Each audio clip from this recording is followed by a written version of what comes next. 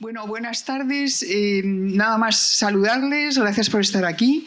Tenemos la suerte hoy de tener aquí a Juan Gabriel Vázquez, uno de los grandes escritores de su generación. Les aconsejo muchísimo que lean el libro que va a presentar hoy. Yo lo he leído hace unos meses y me ha impresionado muchísimo. Él es un autor ya con una larga trayectoria. Nació en Bogotá, pero hemos disfrutado también mucho de él en Europa. Y yo creo que no hay que adelantar más. Van a hablar ahora del libro. El libro es una preciosa historia.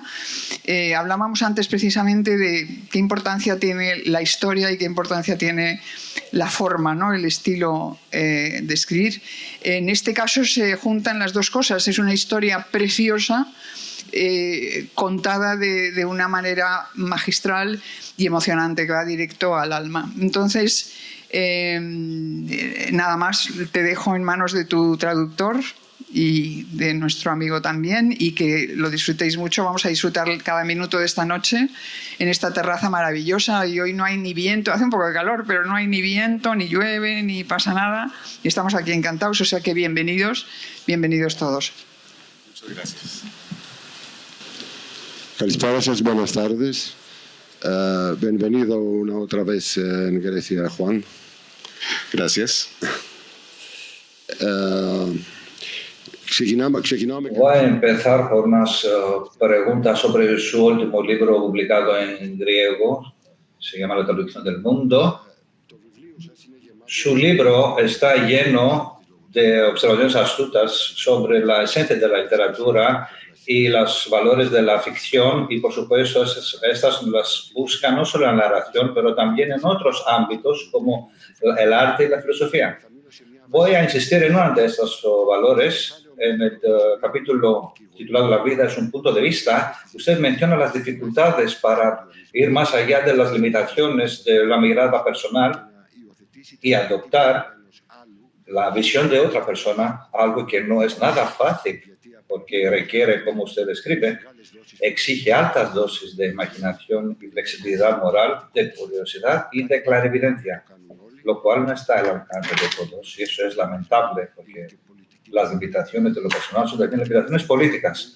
Allí nos hace pensar a Kuntera, o para él la novela enseña al lector a sentir curiosidad por los otros. Imagino que la curiosidad llega a la empatía, y me pregunto si eso tiene que ver con todo el nexo del fenómeno literario. Muchas gracias.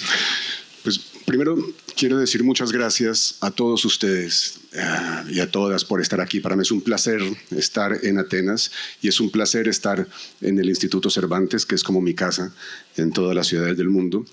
Y es un placer estar con Agileas Kyriakidis, que es la persona responsable de que mis libros se lean mejor de lo que son en griego.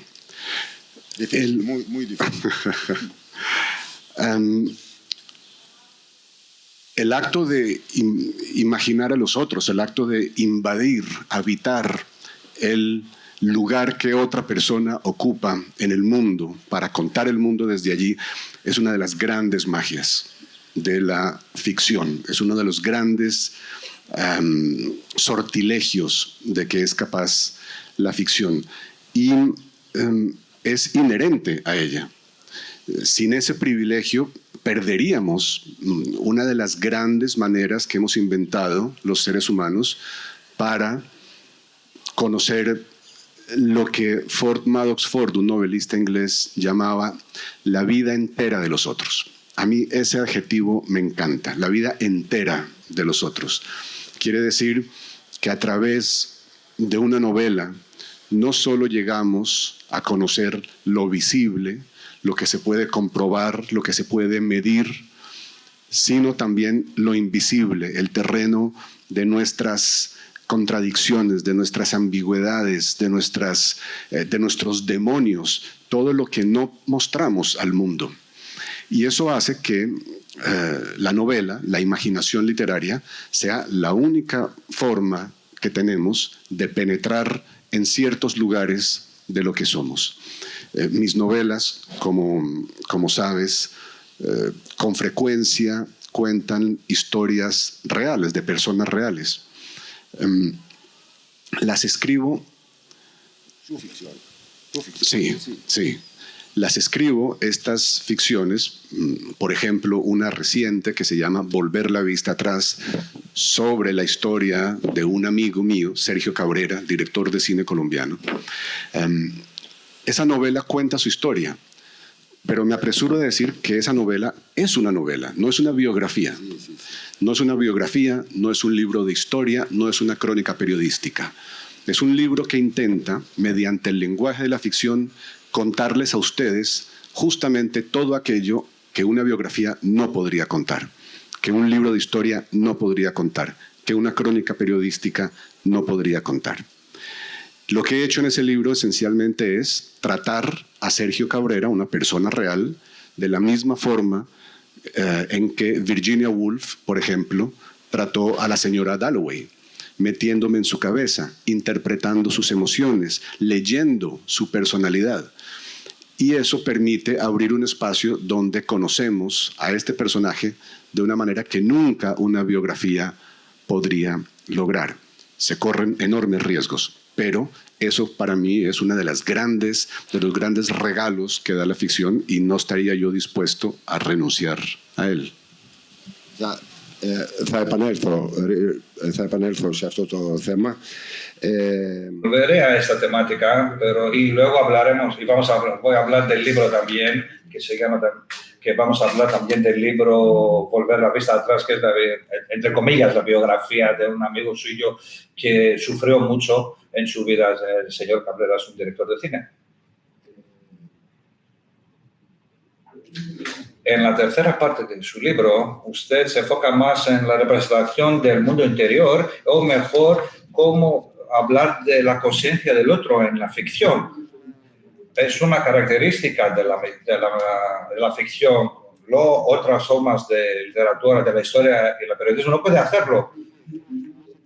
Nos hace pensar de un fragmento de Madame de Staël. Las novelas, aun las más puras, hacen daño. Nos han enseñado demasiado lo más secreto de los sentimientos. Ya no puede uno sentir nada sin acordarse de haberlo leído y se han rasgado ya todos los velos del corazón. Increíble esta frase. Uno no puede sentir nada sin acordarse de haberlo leído. No voy a enfocarme tanto en comentando el comentario sobre la literatura.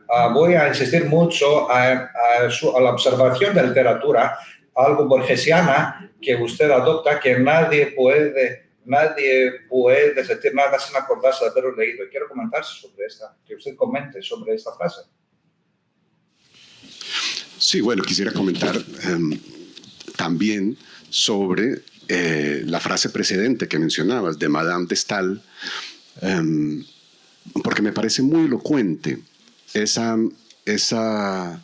confesión de una mujer que es novelista, que ha sido expulsada de Francia por Napoleón, entre otras razones, por ser novelista y por haber escrito novelas de éxito que la convierten en una mujer influyente y poderosa. Y desde el exilio, después de ser expulsada en parte por escribir novelas, Madame de Staël dice, bueno, yo reconozco que las novelas son peligrosas. Las novelas hacen daño. Las novelas no deberían, llega a decir, las novelas no deberían revelarnos todo lo que nos revelan. Y ahí es cuando dice eso tan fantástico que has citado. Ya no podemos tener ningún sentimiento nuevo sin recordar que lo hemos leído en un libro. Y esto a Madame de Staël la molestaba muchísimo. Y reconocía que las novelas son indiscretas, que las novelas nos revelan cosas que deberían ser privadas. Y esta relación que tenemos con el mundo secreto de los otros, con el mundo privado, con el mundo de lo que no se confiesa, de lo que no se revela, es parte de la fascinación que sentimos los lectores de ficción. Los lectores de ficción espero que ustedes estén de acuerdo conmigo, somos indiscretos. Nos gustan los secretos de los demás, queremos saber cómo son los demás en sus vidas privadas, porque son misteriosos los demás. Los otros seres humanos nos parecen un misterio insondable, un misterio que hay que resolver por medio de esa cosa misteriosa que es la ficción. Sí. Y curiosos son los lectores. Sí, sí. Y somos terriblemente curiosos. Yo creo que cuando tratamos de responder a la pregunta que nos plantea la vida con mucha frecuencia, ¿por qué leemos novelas? ¿Por qué escribimos novelas? Creo que una de las razones más evidentes es esa curiosidad por la vida de los otros, ¿no? La otra razón muy evidente es la frustración que sentimos por el hecho de tener una sola vida, por el hecho de estar encerrados en una sola identidad y por el hecho de que nuestra vida es corta y es finita. Harold Bloom, un crítico de Yale, decía que si los seres humanos viviéramos 200 años, no tendríamos necesidad de novelas, porque en 200 años alcanzamos a conocer mucha gente y a acumular muchas experiencias, incluso a conocernos a nosotros mejor. Pero como nuestras vidas son cortas, necesitamos novelas. Necesitamos novelas para tratar de ser otras personas, para tratar de tener más experiencias, para tratar de saciar esa curiosidad que en un ser humano es insaciable. Y todas estas son cosas que la novela ha hecho con frecuencia en contra de la sociedad. La sociedad de Madame de Staël y del siglo XIX prohibía a las jóvenes mujeres leer novelas porque las novelas dañaban el alma, porque las novelas revelaban cosas prohibidas. Y como sucedía en ese momento, ha sucedido con mucha frecuencia de distintas maneras que nuestras sociedades, nuestras estructuras de valor, con frecuencia desconfían de la novela. La novela es peligrosa, la novela dice cosas que no se deberían decir. Hace 3 años recibió un ataque muy violento un escritor que yo admiro mucho, Salman Rushdie, y lo recibió por haber imaginado una cosa que para mucha gente no debería ser imaginada. De manera que la novela sigue rompiendo fronteras, la novela sigue abriendo un espacio de libertad donde se pueden decir cosas, donde se pueden pensar cosas que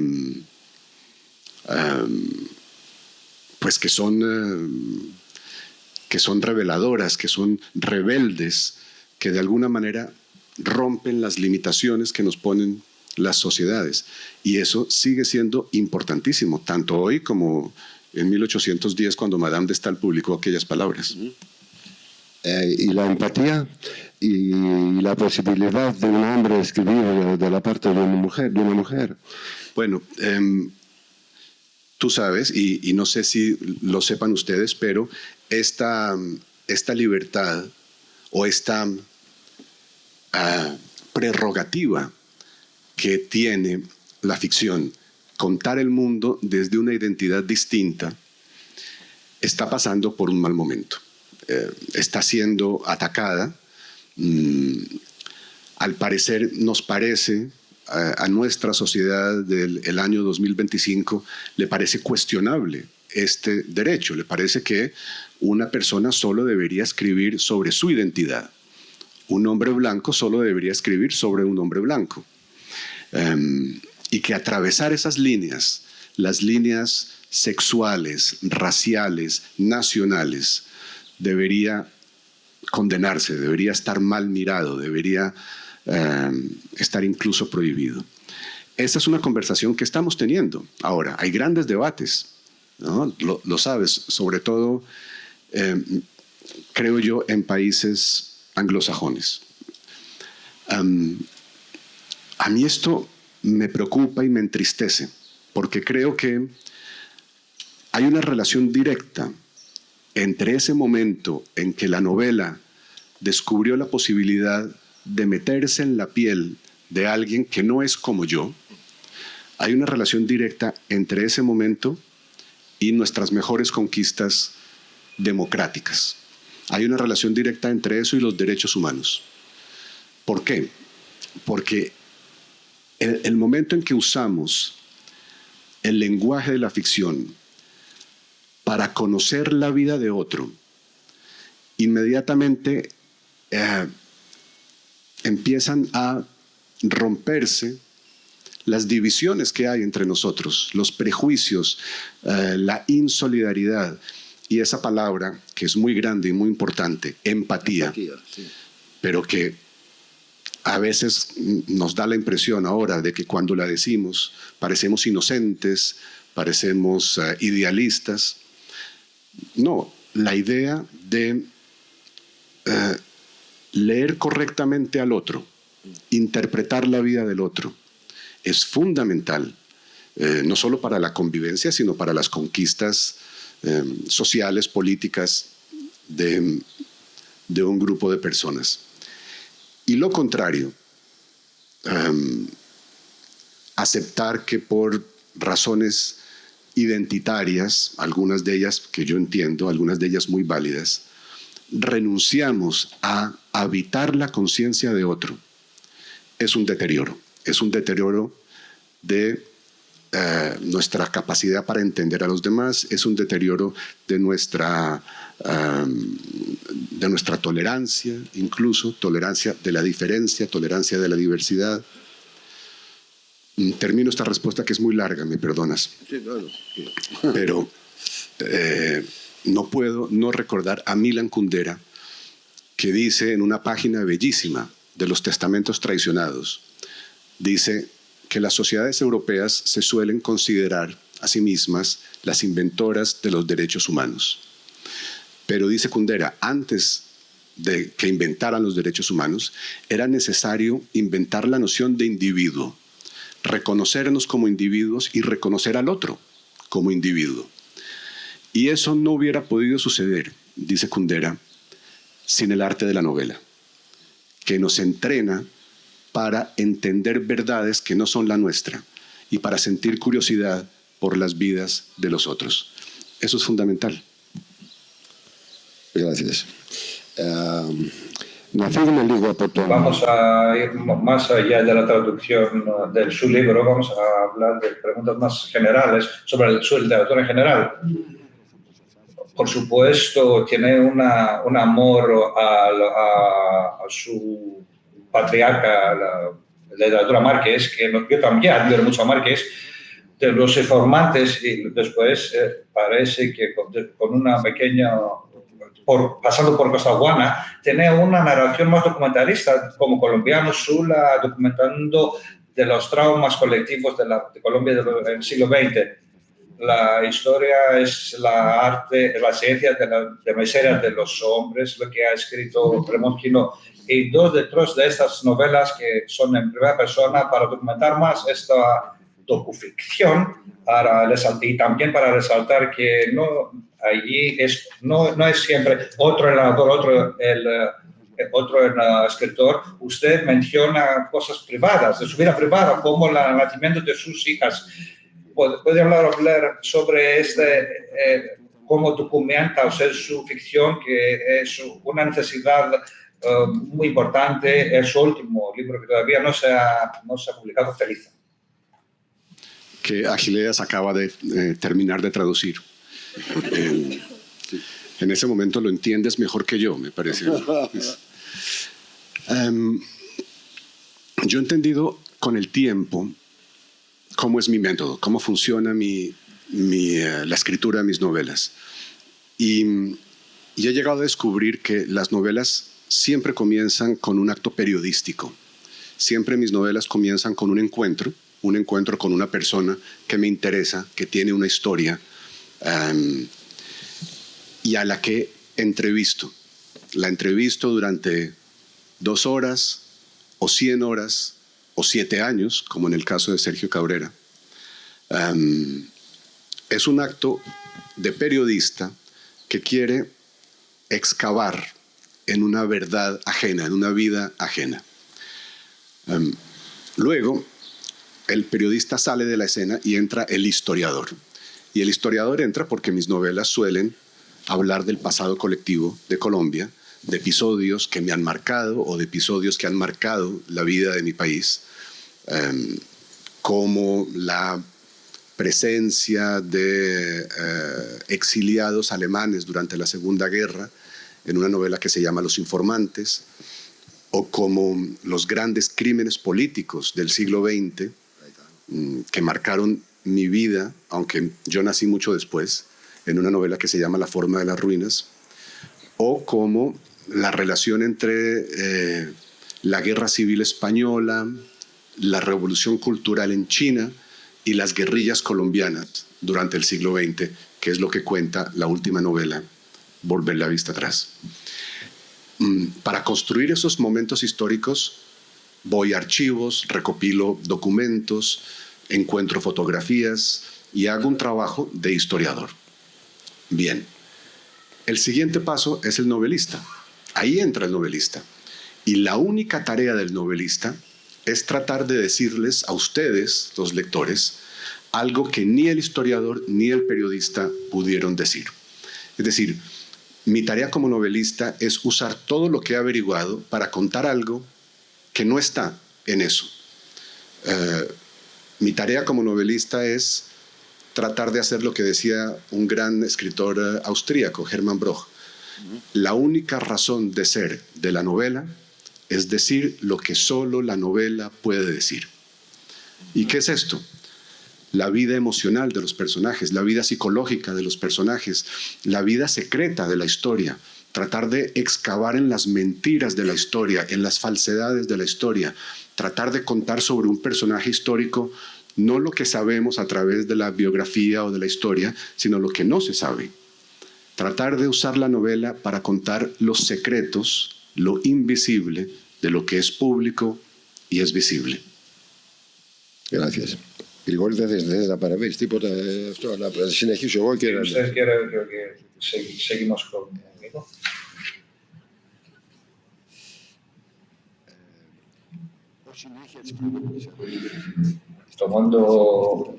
Siguiendo con la secreta historia de Costaguana, que espero una vez poder traducirla, hay un párrafo, Conrad, trabajando con el privilegio de escritor, construye por la narración de Altamirano algo suyo.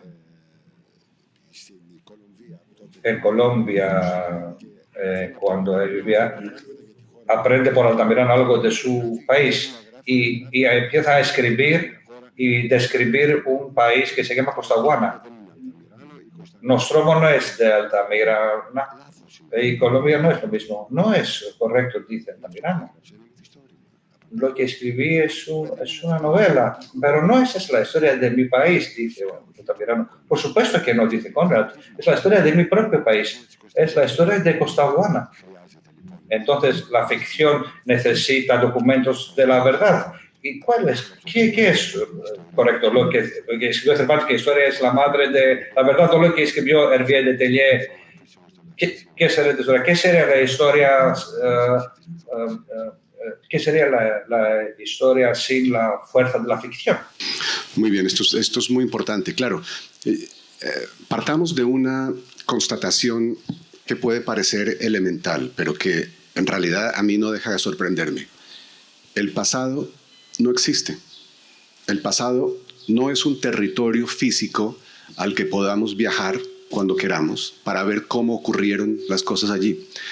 El pasado tiene una cualidad misteriosísima, que es que solo existe mientras lo contamos. Y como el pasado solo existe mientras lo contamos... Como la memoria. Como la memoria. Como la memoria. Como la memoria, sí. Como decía San Agustín, ¿qué es el tiempo? Si nadie me pregunta lo que es el tiempo, yo lo sé. Pero si alguien me lo pregunta, ya no lo sé, ¿no? Eso un poco es el pasado, un territorio que solo existe cuando lo estamos contando. Y eso pone una responsabilidad inmensa en manos de los que contamos el pasado.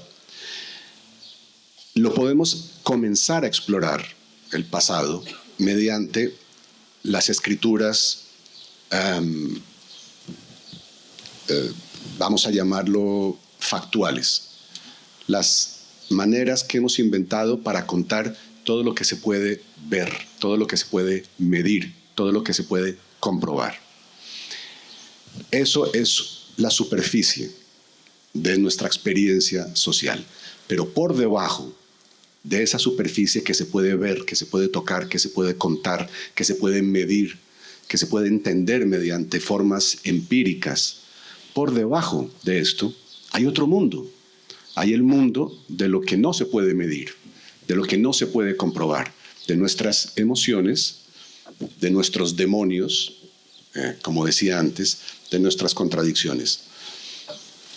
Ninguna novela sobre los totalitarismos del siglo XX nos cuenta lo que nos cuenta el proceso de Kafka. Pero sin el proceso de Kafka no podemos entender los totalitarismos del siglo XX. Esa novela nos cuenta algo que nos permite una comprensión que no es literal, que no es fáctica, sino que habla de lo profundo que somos como seres humanos. Habla de algo que no se puede explorar mediante la escritura científica, digamos. Y en eso entonces entendemos que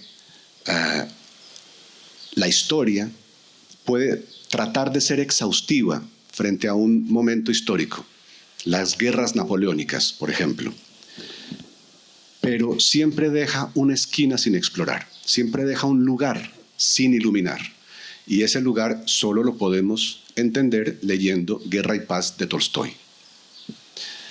Igual, sobre mi mundo del narcoterrorismo en Colombia, los años de la gran violencia narcoterrorista de los años 90, hay una riqueza enorme de información. Ustedes pueden ir a internet y encontrar las listas de atentados que cometió Pablo Escobar, pueden encontrar las fotografías de los aviones que estallaron en pleno vuelo con las bombas del narcoterrorismo, pueden encontrar el video, está disponible en YouTube, de un candidato a la presidencia que cae bajo las balas de sus asesinos en 1989. Todo eso está allí. Es información visible y comprobable y nos permite entender una parte de lo que fueron esos años. Pero ¿a dónde vamos si queremos entender cómo se sentía aquello?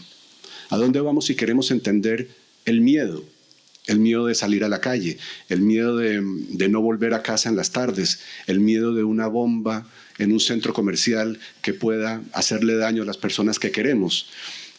¿A dónde vamos para entender la manera en que la violencia terrorista cambió nuestras relaciones privadas, nuestra forma de ser hijos o padres o hermanos o amantes o matrimonios?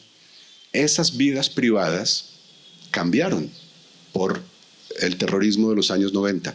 ¿Quién nos cuenta esto? No lo cuentan los libros de historia, que no pueden meterse en la cabeza de una persona ni en el alma de una persona. Los cuenta la novela. La novela cuenta un rincón de la experiencia que se le escapa a la historia, que se le filtra entre los dedos a la historia. Todo esto es para decir que nuestra comprensión del pasado, para nuestra comprensión del pasado, los escritos de la historia del periodismo son imprescindibles, pero no son todo. Dejan un rincón sin explorar porque no pueden acceder a él, y de ese rincón se ocupa la literatura. Αναφέρατε πριν τον Τολστόι και ο Τολστόι έχοντας τελειώσει το Tolstoy, al terminar los 4 volúmenes de Paz y Guerra y Paz, consideró importante escribir un libro entero, más como si fuera en un tribunal diciendo la verdad, que sería obligado a decir que todo eso es verdad. Lo es lo que la novela documentada. Sí, bueno, el caso de Guerra y Paz es fascinante, porque no sé si lo sepan ustedes, pero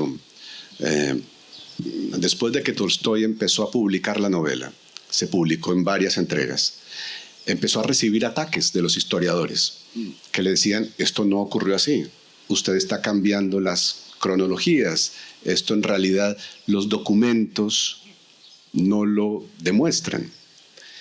Y Tolstói respondió en un ensayo maravilloso diciendo que la diferencia entre una novela y un libro de historia no solo es algo que tenemos que aceptar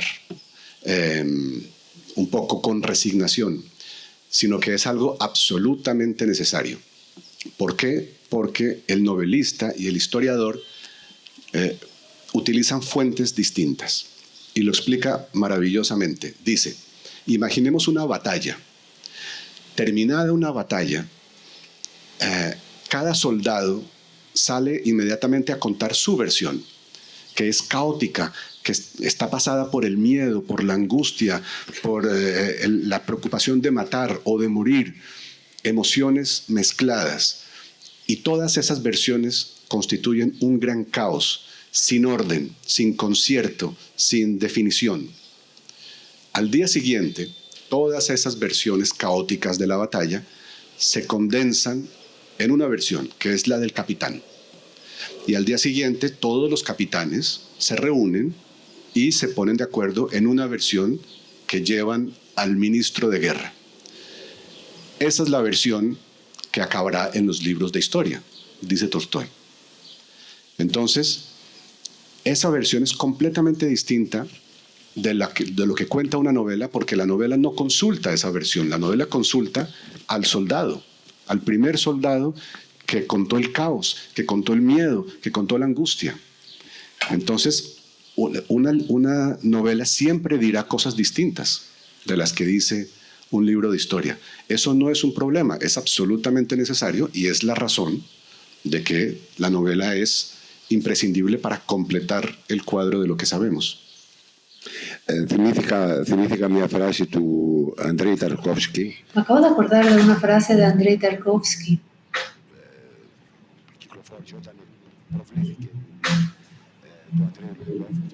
Cuando salió Andrei Lulyov, esta biografía excelente, fue acusado de mostrar a Theophanis, quien no vivió en la misma época. Y lo acusaron por esto. Y cuando Tarkovsky contestó, a mí no me importa la precisión histórica, sino la atmósfera de la historia. Estamos de acuerdo con él. Λοιπόν,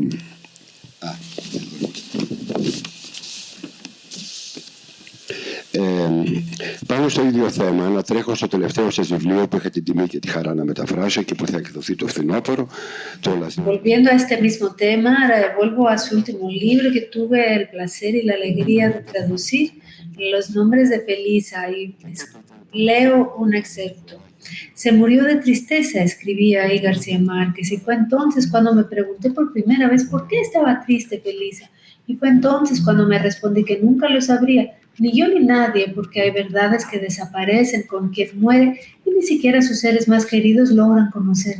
Ocurren en un territorio de nuestra conciencia que no es accesible, que es invisible y está irremediablemente oculto, y no hay nada que podamos hacer para visitarlo, o casi nada.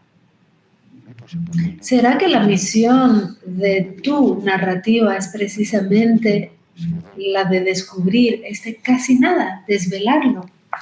Sí, absolutamente. Has dado en el clavo, me parece. En ese casi nada se juega todo. Las realidades de los otros, hay una página fantástica en busca del tiempo perdido, la novela de Proust, que tiene 3.000 páginas y que sin embargo les recomiendo enfáticamente. En esta novela, el narrador está teniendo una conversación con la mujer que trabaja en su casa, Françoise. Sí.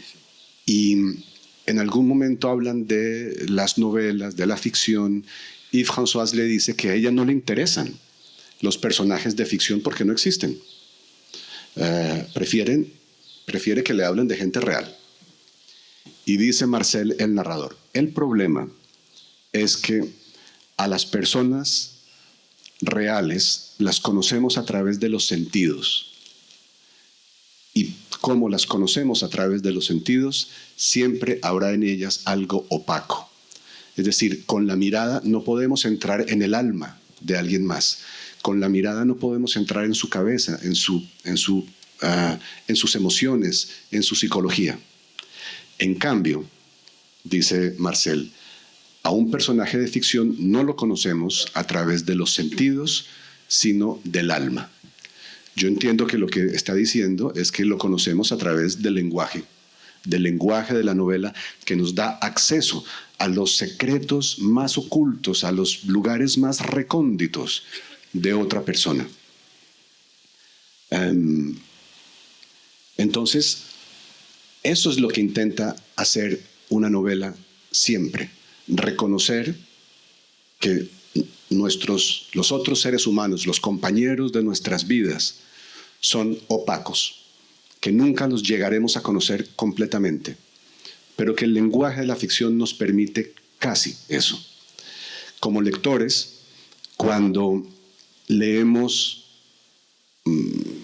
Madame Bovary, no somos Madame Bovary, pero casi. Cuando leemos, qué sé yo, Memorias de Adriano, de Marguerite Yourcenar, no somos el emperador Adriano realmente, no lo somos, pero casi. Y llegamos a conocer a estos hombres y a estas mujeres mucho mejor de lo que conocemos a la gente de nuestras vidas. Los lectores de ficción sabemos eso. Conocemos a Ana Karenina mejor que a nuestros padres, ¿no? Conocemos incluso al insecto de la Metamorfosis de Kafka mejor que a nuestros hermanos o hermanas. No se lo digan a mi hermana, por favor. Pero esa idea, la idea de ese casi en el que se juega la ficción, la idea de conocer a alguien prácticamente como si habitáramos su lugar en el mundo, me parece que es una de las magias más enriquecedoras que nos hemos inventado para explorar lo que somos. Y es eso, no está completo nunca, esa magia, ese procedimiento, pero casi. Y ahí se juega todo. Gracias. Λοιπόν, είναι ωραία να παίρνεις σκητάλη τον Αχιλλέα Κυριακίδη, γιατί συνήθως κάνει... Bueno, me encanta que me pase la palabra Achilleas Kyriakidis porque casi siempre él ya ha hecho todo el trabajo. Quisiera hablar también sobre estas referencias, porque Achilleas me dio la ocasión basada sobre la docuficción. ¿Y qué dice Vázquez?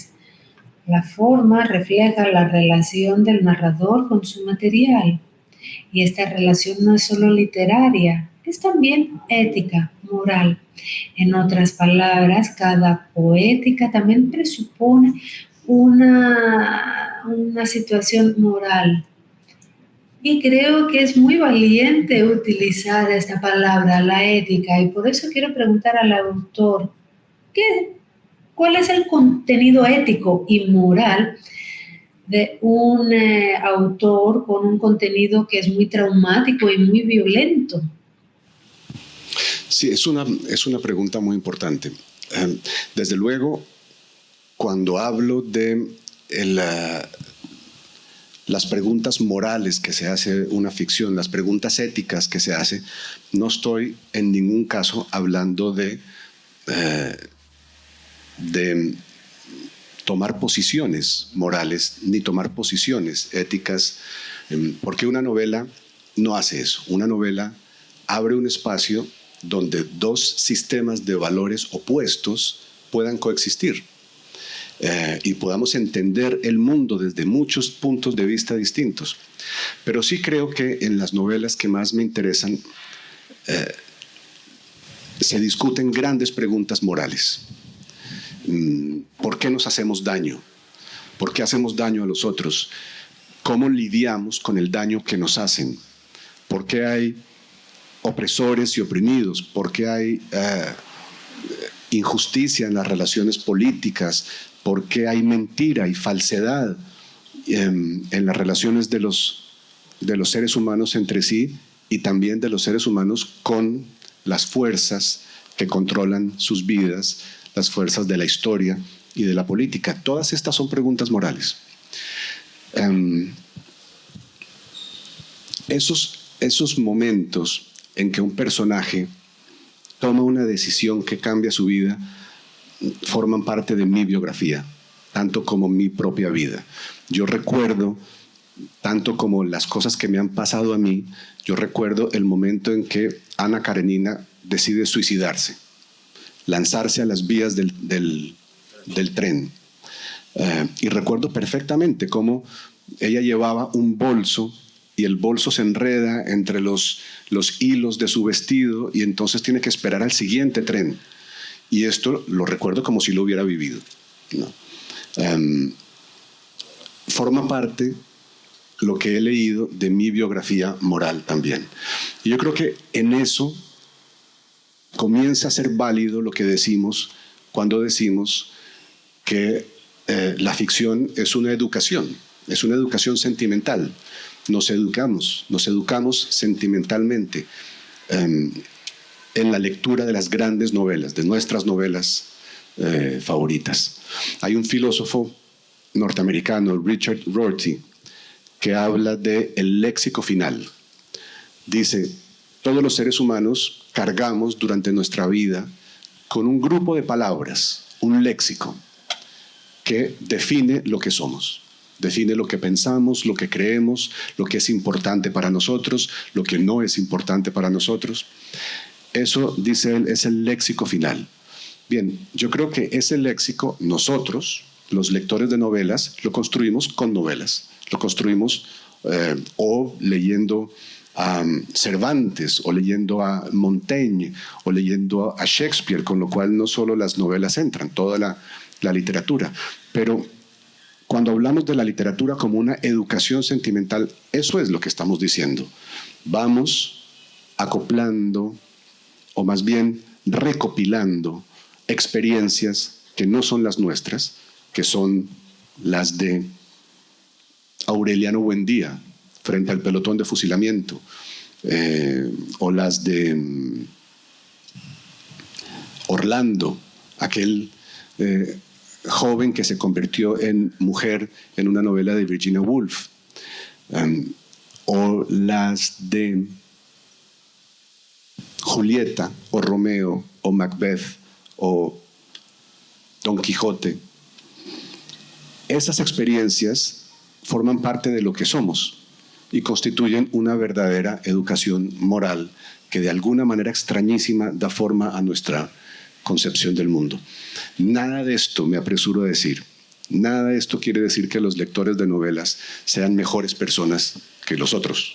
No, la historia está llena de grandes lectores de novelas que también fueron grandes desgraciados, ¿no? Pero hay una acumulación de experiencias en la lectura de las grandes ficciones que ensancha nuestra noción de lo que son los seres humanos. Y eso yo creo que es una de las grandes fortunas de una vida de lector. Ναι, συμφωνώ ότι το να διαβάζεις δεν σε κάνει καλύτερο άνθρωπο από αυτούς που δεν διαβάζουν, όμως διαβάζοντας... Sí, estoy de acuerdo que leer no te vuelve necesariamente una mejor persona que los que no leen. Pero, por ejemplo, si yo soy un lector sistemático, ¿cómo me relaciono con las personas que no leen? Y aquí llego a un punto en el libro que también me parece interesante, que Juan Gabriel Vázquez defiende la ficción, no la literatura necesariamente, pero la ficción como una especie de conocimiento muy específico para aquellos que se dedican a la literatura. ¿Qué tipo de conocimiento es ese? Quisiera un comentario. Esto es importante y es controvertido. Hay mucha gente muy inteligente que considera con toda honestidad que la literatura no sirve para nada, que es arte y como es arte no tiene ninguna utilidad no la podemos utilizar para nada. Yo no lo creo. Yo creo al contrario. Creo que la literatura es una herramienta que podemos usar en el conocimiento del mundo. La literatura es una herramienta de conocimiento. Lo que sucede y lo que confunde a mucha gente es que no es un conocimiento fáctico, no es un conocimiento empírico. No vamos a la literatura para saber qué ocurrió en la batalla de Borodino. No. Para eso es mejor un libro de historia, y hay grandes libros de historia. Pero sí hay conocimiento en literatura, conocimiento de otras cosas que sin la ficción permanecerían fuera de nuestro alcance, como es el mundo interior de quien va a morir. Iván Ilich, de Tolstoy. Nos metemos en su cabeza y sentimos cómo es los últimos momentos de la vida de una persona. Eso es conocimiento.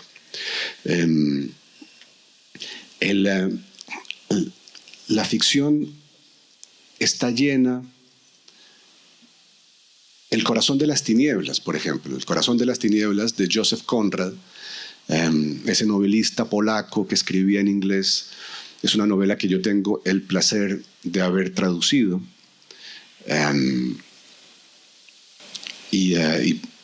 Y por eso tengo mucho más respeto que otras personas por el trabajo maravilloso que es traducir, ¿no? El arte que es traducir.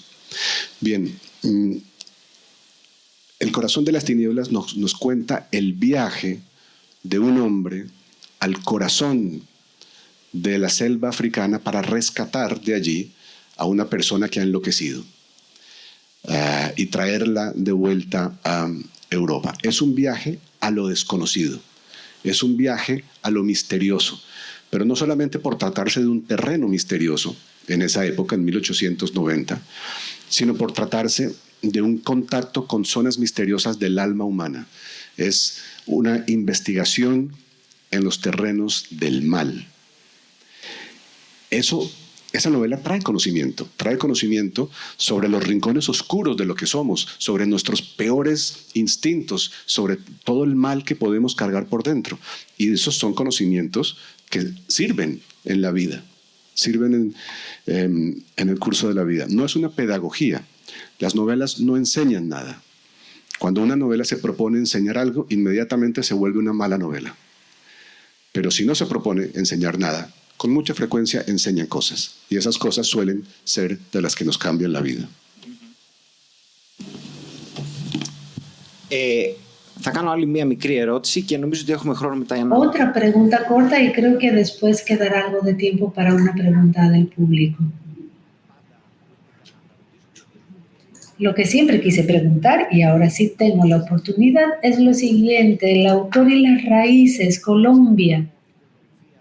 ¿Hasta qué punto Colombia ha formado el autor que usted ha llegado a ser, estas raíces?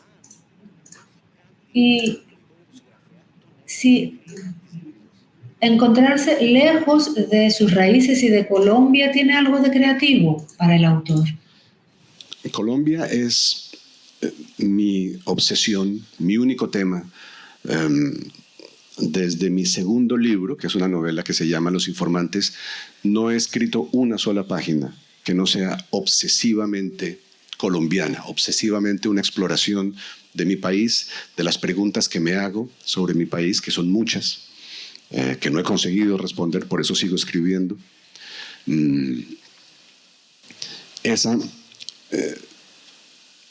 Solemos decir que cuando un escritor escribe sobre sus espacios, Joyce sobre Dublín, Mario Vargas Llosa sobre Lima, es porque esos espacios son lo que mejor conocen.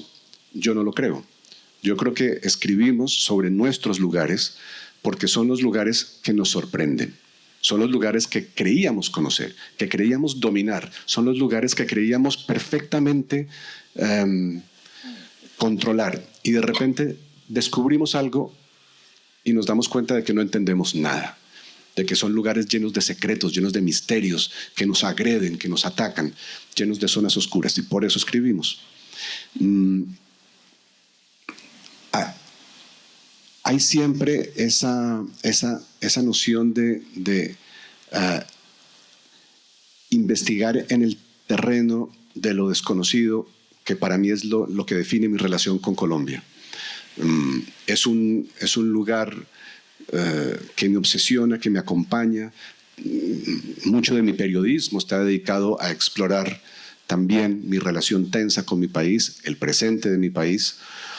Y lo que ocurre es que lo hago a través de un medio, la literatura, que trasciende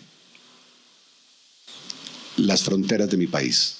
Mis novelas se montan con las novelas de Gabriel García Márquez, desde luego, pero también se han montado con las novelas de Mario Vargas Llosa, de Juan Carlos Onetti, que da nombre a la biblioteca de este Instituto Cervantes, las novelas de Virginia Woolf, o de Conrad, o de Dostoyevsky, los cuentos de Chekhov, la poesía de Anna Akhmatova,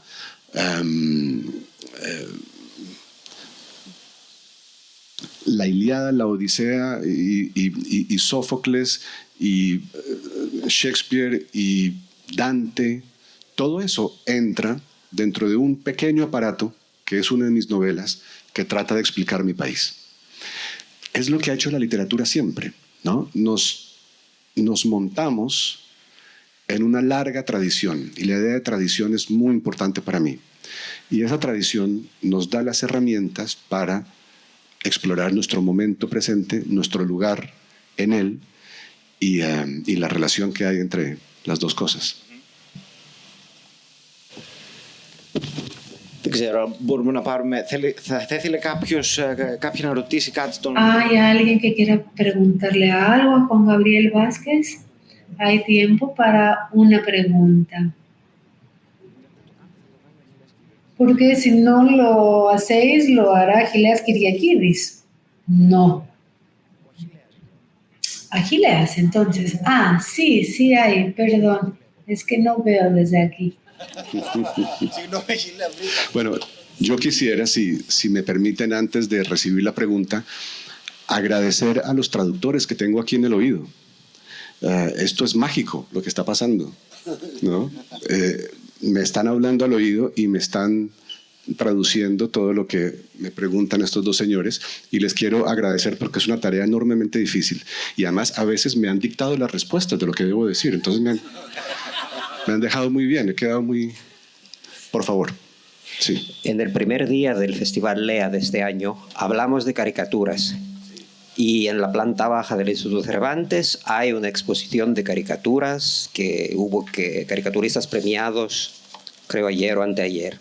Usted escribió un libro maravilloso sobre un caricaturista, que son las reputaciones. ¿Nos puede dar 2 o 3 palabras sobre el papel del caricaturista según su novela? Sí, muchas gracias. Muchas gracias. Esa es una novela que publiqué en español en el año 2013, que cuenta la historia de efectivamente un caricaturista político que recibe al final de su vida, cuando está recibiendo una cantidad de homenajes porque es una figura muy influyente y poderosa en la opinión colombiana, recibe una visita de una joven que lo obliga a reevaluar su pasado, a reevaluar el momento en que hizo una caricatura que afectó de una manera muy especial la vida de otra persona. Hay muchas maneras de comentar esta novela. Por un lado, yo recuerdo muy bien una conversación con un gran caricaturista colombiano que me decía: la novela es fantástica, tiene un solo problema, es que no es posible. Esta novela no es posible porque la novela hablaba de un caricaturista que es tan poderoso que es temido por la gente y recibe amenazas y recibe agresiones. Y este caricaturista me decía: eso sencillamente no pasa. Un año después murieron los caricaturistas de Charlie Hebdo en París, y yo tuve esa sensación extrañísima y y dolorosa de tener razón, ¿no? de haber visto ese poder misterioso que tiene la caricatura política en ciertas tradiciones. La francesa es una de ellas, la colombiana es otra. Yo escribí la novela en un momento en que comenzaba a aparecer esto que ahora ya está muy instalado entre nosotros, que es la capacidad que tiene cada uno de nosotros como individuo de afectar seriamente la vida de los demás con una opinión, con una mentira, con una calumnia, con una inexactitud. Y hay en la novela una reflexión sobre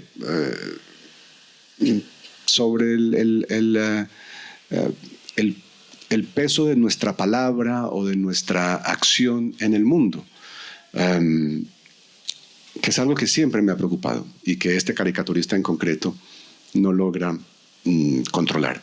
Pero después la novela comienza a hacer una reflexión sobre algo que siempre me ha interesado, que es el pasado, la manera como el pasado cambia. Nuestro pasado se modifica si descubrimos un documento, si nos cuentan algo que no sabíamos, si descubrimos un secreto, nuestro pasado empieza a cambiar y lo que creíamos cierto y definido comienza a ser incierto y maleable. Y eso es una gran pregunta que siempre me he estado haciendo, ¿no? Esa frase creo que es un bolero que dice lo que pasó, pasó. Eso no es verdad. Hay veces que lo que pasó realmente no pasó, pasó otra cosa. Y cuando lo descubrimos, nuestro mundo se sacude. Esa novela trata de hablar también sobre eso. Gracias.